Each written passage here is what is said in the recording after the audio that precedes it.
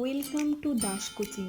এখানে শিক্ষামূলক ও তথ্য নির্ভর ভিডিও দেখতে এক্ষুনি আমাদের চ্যানেলকে সাবস্ক্রাইব করে নোটিফিকেশন অন করতে পাশের বেল আইকনটি প্রেস করে দিন আর পেয়ে যান আমাদের আপলোড ভিডিওগুলির দ্রুত নোটিফিকেশন। নমস্কার, সকলকে দাস কোচিংয়ে স্বাগত। আজকের আলোচনা অনুশীলন চক্র, মাইক্রো টিচিং সার্কেল। অনুশীলন চক্র কি সে সম্পর্কে জানার আগে আমাদের প্রথমে জানতে হবে যে অনুশীলন কি, হোয়াট ইজ মাইক্রো টিচিং। অনুশীলন হলো শিক্ষার্থীদের দক্ষতা উন্নত করার বা কার্যকরী করার একটি পদ্ধতি যা নির্দিষ্ট দক্ষতা উন্নত করতে সহায়ক। এটি ছোট পর্যায়ে পাঠদান চর্চার মাধ্যমে শিক্ষণ দক্ষতা বিকাশের সুযোগ দেয়। শিক্ষার্থী শিক্ষক পর্যায়ক্রমে পাঠ উপস্থাপন, পর্যবেক্ষণ ও মূল্যায়নের মাধ্যমে তাদের পাঠদানের দক্ষতা উন্নত করতে পারে। অর্থাৎ অনুশীলন হচ্ছে এমন একটি মাধ্যম বা পদ্ধতি যার মধ্য দিয়ে ছোট ছোট পাঠদানের মধ্য দিয়ে তার শিক্ষক তার দক্ষতাকে বৃদ্ধি করতে পারে বা তার দক্ষতাকে উন্নত করতে পারে। এটি হচ্ছে অনুশীলন বা মাইক্রো টিচিং। এবার আজকের যে বিষয় সেটা হচ্ছে অনুশীলন চক্র, মানে অনুশীলনটা একটা চক্রাকারে পরিবর্তিত হয়। এটা কি সে সম্পর্কে আমরা আলোচনা করছি। এই অনুশীলন চক্রটা প্রধানত দুটি ধাপে বিভক্ত। একটা হচ্ছে প্রস্তুতি স্তর, একটা হচ্ছে অনুশীলন স্তর। প্রস্তুতি স্তরটা কি? এই পর্যায়ে শিক্ষক শিক্ষণ অনুশীলনের ধারণা, কৌশল, শিখন দক্ষতা, ফিডব্যাক প্রক্রিয়া, পাঠ পর্যবেক্ষণ, পাঠটিকা প্রস্তুতি ইত্যাদি সম্পর্কে জানে।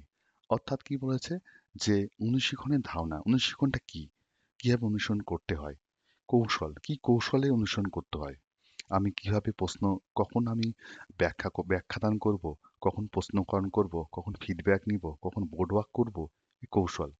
শিখন দক্ষতা অর্থাৎ কিভাবে আমি ক্লাস নেব, শিখন দক্ষতা।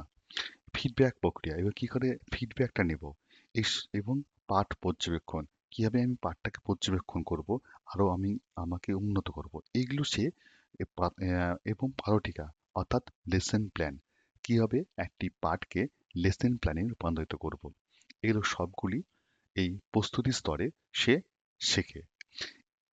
এটি সঠিকভাবে সম্পন্ন না হলে শিক্ষার্থী শিক্ষক কার্যকরভাবে দক্ষতা অর্জন করতে পারে না।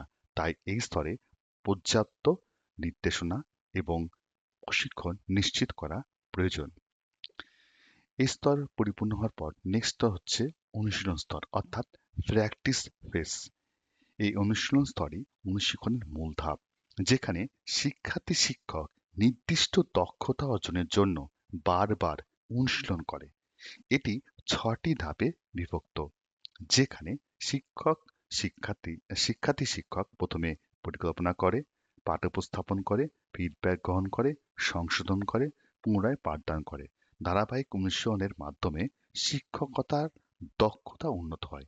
অর্থাৎ একজন শিক্ষক হতে গেলে তার যে দক্ষতা দরকার, অর্থাৎ ক্লাস করার দক্ষতা, শিক্ষার্থীকে ম্যানেজ করার দক্ষতা, কোনো বিষয়বস্তুকে উপস্থাপন করার দক্ষতা, কোনো বিষয়বস্তুকে সঠিকভাবে ব্যাখ্যা করার দক্ষতা, উদাহরণ সহ ব্যাখ্যা করার দক্ষতা, বিভিন্ন দক্ষতার প্রয়োজন হয়। সেই দক্ষতাগুলোকে সে উন্নত করতে পারে এই অনুশীলনের মধ্য দিয়ে।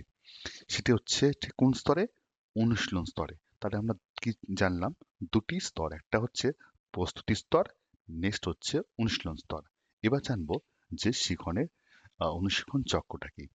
দেখুন যে চক্রাকারে একটা হচ্ছে অনুপাঠিকা পরিকল্পনা, প্রথম, দ্বিতীয় হচ্ছে পাঠ উপস্থাপন, তৃতীয় আলোচনা ও ফিডব্যাক, চতুর্থ পাঠটিকার পুনর্নবীকরণ, পঞ্চমত পুনরায় পাঠ উপস্থাপন, ষষ্ঠত পুনরায় আলোচনা ও মূল্যায়ন।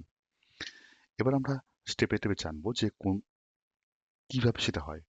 অনুপাঠিকা পরিকল্পনা, প্ল্যানে মাইক্রো লেসন। প্রথমে কি করতে হবে? অনুপাঠিকা পরিকল্পনা করতে হবে। অর্থাৎ শিক্ষার্থী শিক্ষক নির্দিষ্ট শিখন দক্ষতা উন্নত করার জন্য একটি সংক্ষিপ্ত পাঠটিকা তৈরি করে। এতে পাঠের উদ্দেশ্য, কৌশল, সহায়ক উপকরণ, শিক্ষার্থীদের অংশগ্রহণের ধরন নির্ধারিত হয়। এটি 5 থেকে 10 মিনিটের জন্য পরিকল্পিত হয়। পাঠ উপস্থাপন। এবার যখন সে পাঠ পরিকল্পনা করলো, তারপরে সেই পাঠটাকে উপস্থাপন করতে হবে ক্লাসরুম সিচুয়েশনে। অর্থাৎ এখানে সে কিভাবে উপস্থাপন করবে। নির্দিষ্ট দক্ষতা অর্জনের জন্য শিক্ষক অল্প সংখ্যক শিক্ষার্থীদের সামনে পাঠ পরিকল্পিত পাঠদান করেন। অর্থাৎ এখানে যেমন একটি ক্লাসে ১০০ জন শিক্ষার্থী থাকে সাধারণত দেখা যায়, কিন্তু এই অনুশীলনে তেমন শিক্ষার্থী থাকবে না, অল্প সংখ্যক শিক্ষার্থী থাকবে। সেই শিক্ষার্থীদের মধ্যে সে তার পাঠদান করবেন।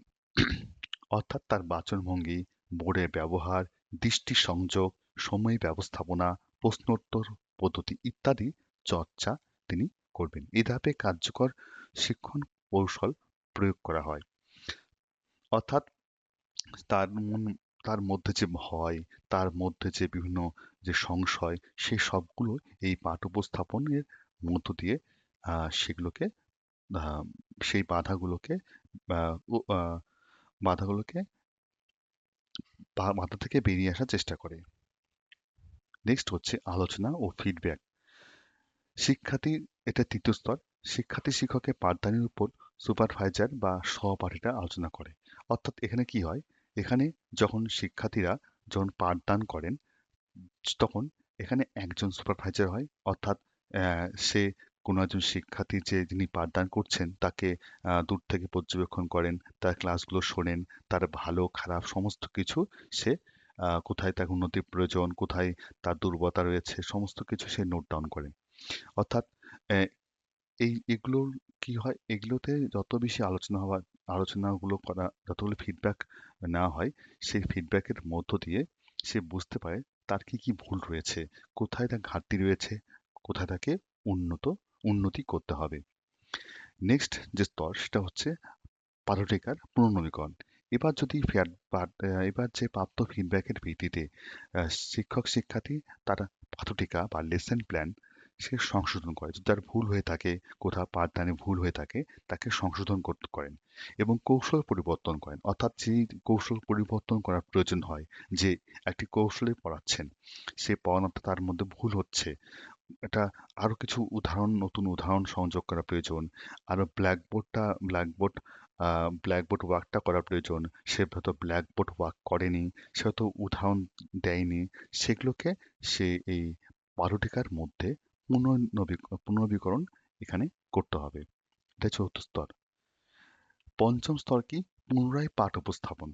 অর্থাৎ আবার আত্মবিশ্বাসের সঙ্গে, আবার ভুল এড়িয়ে আত্মবিশ্বাসের সঙ্গে পাঠদান করবে।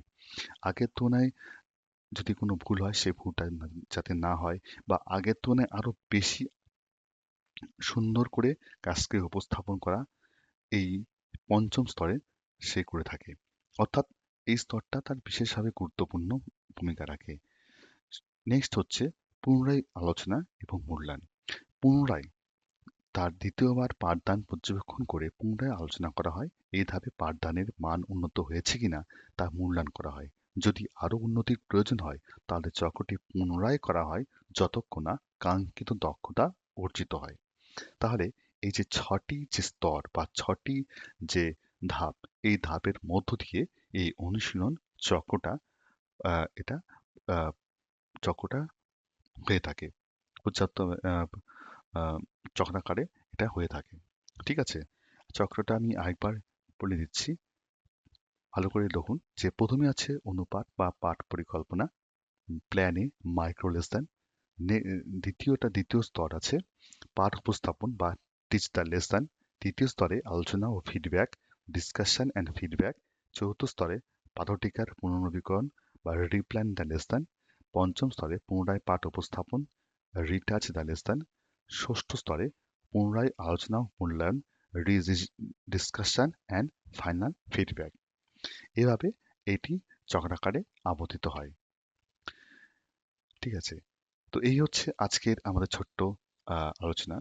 তো এই সংজ্ঞাটা কি বলা যায়, অনুশীলন চক্রের শিক্ষক প্রশিক্ষণের একটি কার্যকর পদ্ধতি, যা শিক্ষকদের ধাপে ধাপে দক্ষতা উন্নত করতে সহায়তা করে।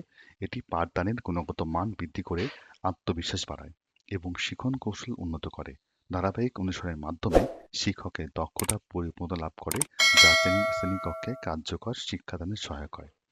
তাহলে আজকে আমরা জানলাম যে অনুশীলন চক্রটা কি এবং অনুশীলন চক্র কিভাবে এটি আবর্তিত হয়ে থাকে। তাহলে আজকে আলোচনা এ পর্যন্ত। যদি আমাদের আলোচনাগুলো ভালো লেগে থাকে তবে অবশ্যই দাস কোচিং চ্যানেলটিকে সাবস্ক্রাইব করবেন এবং পাশে নোটিফিকেশন বেল আইকন প্রেস করে রাখবেন, যাতে আমাদের আলোচনার ভিডিওগুলি নোটিফিকেশন আপনি খুব সহজে পেতে পারেন।